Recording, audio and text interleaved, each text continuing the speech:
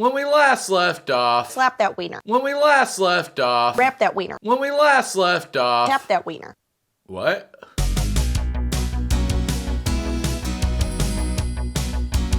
Still loving the ring. We see Baylen and Colin have both gained some weight, but that's a good thing. It means that they're happy in their relationship. So good for y'all for being happy and a little bit bigger. I'll take a grilled cheese up the ass. So for those that don't know, Baylen has Tourettes. That's dumb. It's not bad. It just. That's not part of her Tourette's, though. That's not a tic. That's just something that she needs to do because fuck Colin. She punches me in the balls. Fuck. She says sorry, but she doesn't look sorry. And we're fine with it because it's just Colin, and every time he runs his mouth, he just needs a quick punch in the balls. I hope she does it during sex. Just maybe during doggy, just like, oh, fuck, that would hurt. Colin's shirt says that he's here for me, but I don't feel like he is. Balls. Now they take a trip and they go to an alpaca farm, and alpacas, holy fuck! I love alpacas! You know how I am with alpacas. Remember the last time they showed me an alpaca? This happened. Come on, let's go, alpaca. That's right. I rode on an alpaca and started doing some interdimensional traveling. Good times. If you go to one of those farms, I'll pack you a lunch. I'm so funny. Colin sucked George Washington's dick. Like his whole dick? Or just part of his dick? And why George Washington? He's dead. You'd have to get some shovels. It would take some time. And his dick would probably be withered away. Why is everything like sucking a dick? I don't know. Why is everything about sucking dick? Baylen's mom? Look at that mouth. It's so worn out.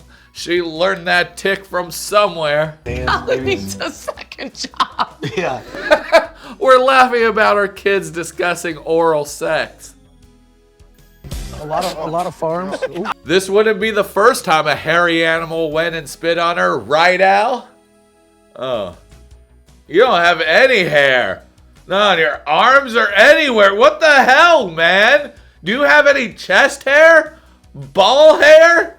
Ass hair? Do you wax everything? Jesus! And you kind of look like Will Sasso.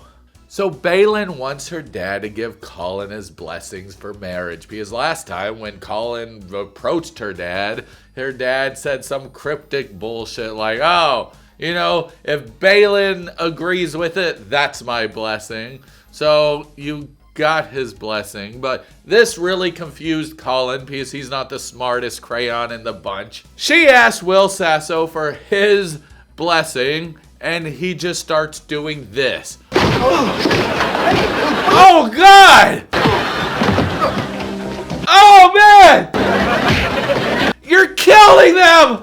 Can we still own the humanity? We get it! You're not gonna give him your blessing! It's not her, it's them.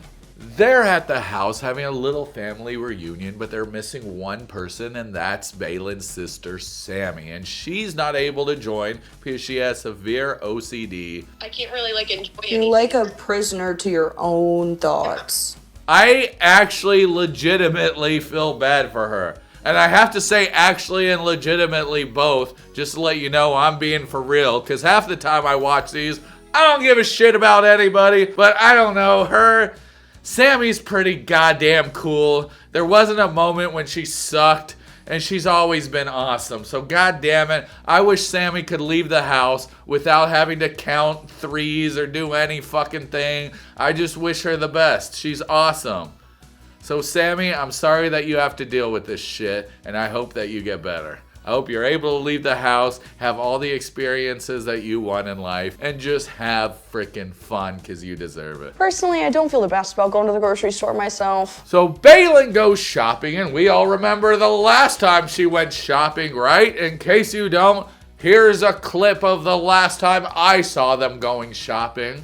They're trying to get her independent. They're trying to get her shopping on her own because eventually she's going to want to move out. But what I don't get is why they went to this place. Even the mom said, the way everything went down in the grocery store was just, like, overwhelming. yes, but it did not have to be that way. Check this out. You take her to Walmart and she will fit right on in with every other person at Walmart. You know how fucking weird people are at Walmart? I go to Walmart and there's some lady swinging her cat by the tail, just screaming, "Oh!" like Tarzan. What the fuck even is that shit? You think somebody's gonna look at her and be like, well, there goes Baylen smashing some eggs? No, they're just gonna be like, there goes another person that belongs at Walmart. So she gets super overwhelmed shopping and she does something that helps her tics, and that's put in earbuds. She says she listens to country or Christian music. Headphones and music is the one thing that soothes my tics. I'm baking great. I'm baking great. Found the buttermilk. Fuck yeah, she found buttermilk milk. Buttermilk. She found buttermilk. I don't have to say buttermilk milk. It's like saying a DVD disc. The disc is already in the fucking name of it. God damn it. Of course the cupcake's a reward. Then she eats the cupcakes inside the fucking store. What? Who taught you, lady? God, if my kids did that, I'd slap that cupcake right out their hand, say that your allowance is paying for it, and you're not getting none. Too bad, no eating in the store. What are we, animals? We're not animals, we're humans. We buy the shit, and what we really want to eat, we fucking eat it highly depressed in our car. Alright? That's how you're supposed to do it. Not inside the store. You do it in your car with music playing and maybe a few tears. Now we watch Baylen bake a cake. You know, I know this is reality TV, but could we please get a little bit less reality? Thank God I do have reinforcement. So with the new season of Baylen, it means we have new family members somehow. We have new friends, because our old friends are far away. How are you so easily able to make friends? I've lived in Illinois for 6 years. I haven't made one friend yet. But you know, I'm weird as shit. Oh, you're weird! Fuck, man! God, if Baylen can do it, I can do it. I can't do it. Anyway, Baylen starts making this birthday cake, and you're like, God, there's so many ways she can screw it up. We've seen her cooking shows where she's just smashing everything, throwing everything. Even here, she's throwing the eggs all over the table. Weenie. You know how much those eggs cost? God, she's a fucking rich bitch, isn't she? Just throwing all these $1,000 eggs everywhere. That's equity. Yeah, don't put your hand there, because I don't want that shit's gonna hurt. Oh shit, now I'm invested. Anyway, Baylen's friend dies, and then Baylen gets possessed by Pazuzu. And what does Pazuzu like doing more than dressing the dogs up for Colin's birthday? So now we see the dogs, and god damn it, they look so cute, I want to pet them all. Happy birthday! Fuck you, and fuck your birthday, Colin. Colin is shocked because she actually made this cake from scratch, and Colin says that shows her independence. Bitch! My daughters have an easy bake oven! I wouldn't call them independent. So now we're at the end of the episode. The parents go to sit down with Baylen and Colin, and they suggest them take counseling. I think it would be a good tool to have. Colin is pissed. He is so upset, and that's because he can't control his anger. You know, maybe you should take counseling. So I'm confused with why they're bringing up counseling. And that's it. That's all for this first episode of the second season of Baylen Out Loud. I actually really enjoyed the first season, so I'm hoping this second season will be just as fun, if not more fun. I don't know, what do y'all think about it? Do y'all think Baylen's for real? Do you think she's for fake? I think she's for real, but she's just slightly exaggerating everything. I could be wrong, but you know, it's reality TV, and reality TV is anything but the reality part. So, I have no idea. What do y'all think? Comment down below. Since it's October, I'm going to recommend a horror movie for you, and that is Night of the Living Dead, the remake. This movie was directed by Tom Savini, written by George Romero, and it's almost an exact remake of the original film until about the 45-minute mark, and then it becomes its own thing and goes off the rails. When I was younger, I used to like this film a lot more than the original, and I haven't seen this since I was a teenager, so I still had that idea in my head, but I just recently watched it, and I will say that it is not better, but god damn it, it is still a great standalone film. It's because when the original Night of the Living Dead was made, George Romero didn't put a copyright on it, so he lost all rights to it. So they wanted to make this film so he could have some rights to the brand and make some money off it. And I don't think this did that well, but this is the new 4K Steelbook, and this is the first time Night of the Living Dead has ever been released uncut. So for the longest time, you'd always see photos of it circulating online, and you'd never actually see the uncut version, but they put all that, they put it back in here, and I have to say, I can hardly tell. I've watched this film hundreds of times when I was growing up.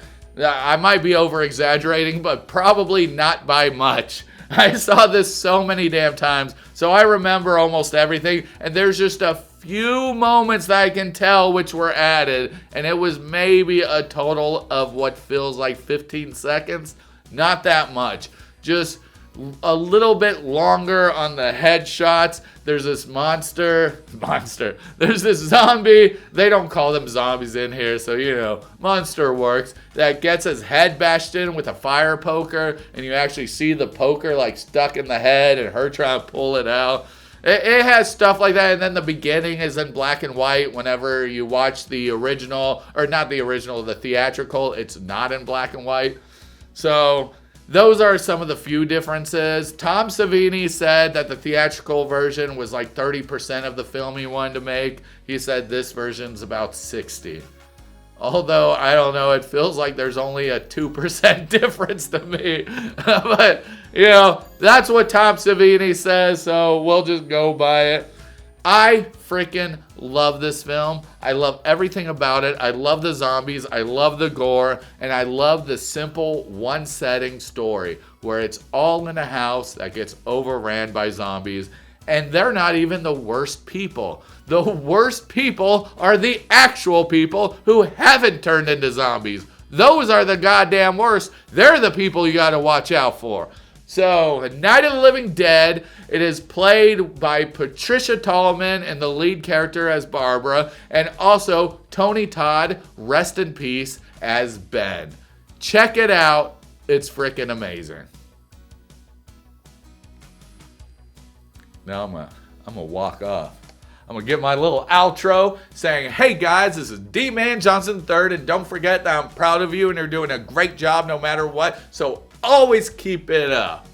Yeah, we did another episode in the bag, baby. What horror, I gotta make sure I say horror, because yesterday's video, it sounded like I said whore.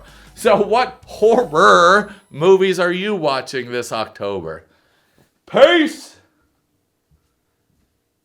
Am I supposed to tell them to comment the horror movies they're watching down below, or are they already going to know to do that?